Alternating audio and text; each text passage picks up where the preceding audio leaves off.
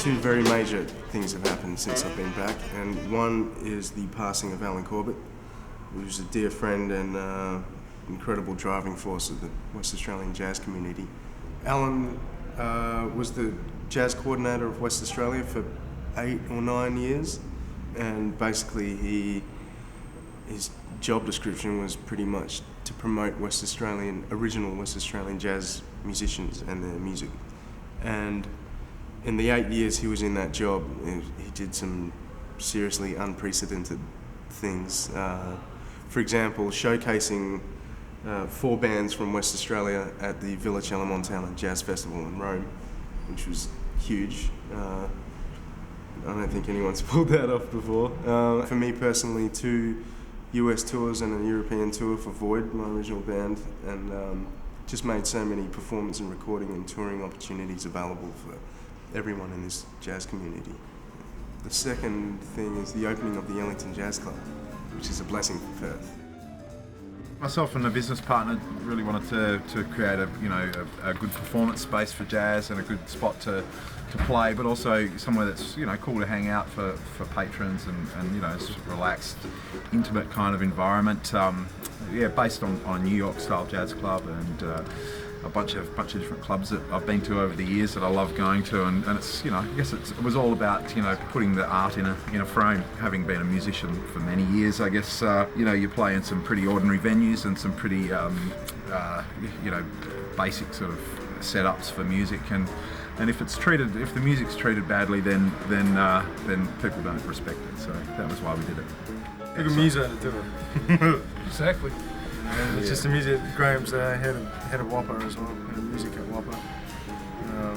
Huge part of the West Australian jazz scene right here. Trying to lose a bit. In addition to that, the people that come to the gigs are artists, photographers, video jockeys, VJs are coming here, Cat Black and Jasper, and all of these sort of ideas are being fertilised here. So there's some great stuff going on, and the club is greater than the sum of its parts. Yeah, so for sure, that's definitely. Now all we need is another club.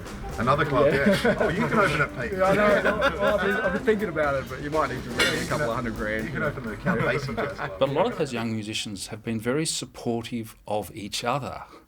So if you look at people like, say, Daniel Sussinger, Troy Roberts, Sam Anning, and I could name a lot of others, yes, they're out there pushing their own barrow, if you like. They are trying to get ahead themselves, but they're also helping each other get out there, get ahead, be themselves. I think I'm very fortunate because I started my career when there was local television. That's very important. There was a very functional and enthusiastic ABC.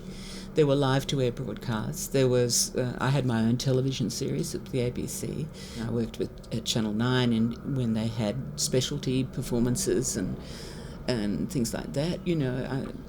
I had a national television series out of here, a jazz series, with Don Burrows and George Guller and Western Australian musicians, JT and the Jazzmen, and that would never happen today because of network television, and the whole industry is warped. No one's interested in that sort of thing, not even the ABC. I think they are interested, but they just don't have the budget. They don't even have the budget for drama, let alone jazz, God forbid. I think jazz is very much well and alive.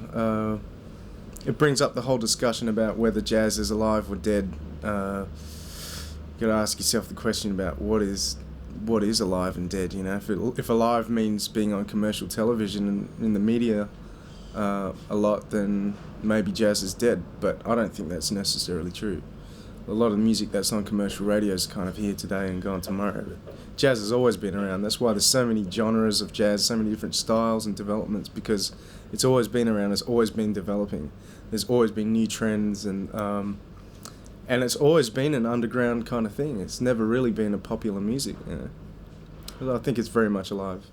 Given Perth's population, I think the jazz scene here is pretty strong.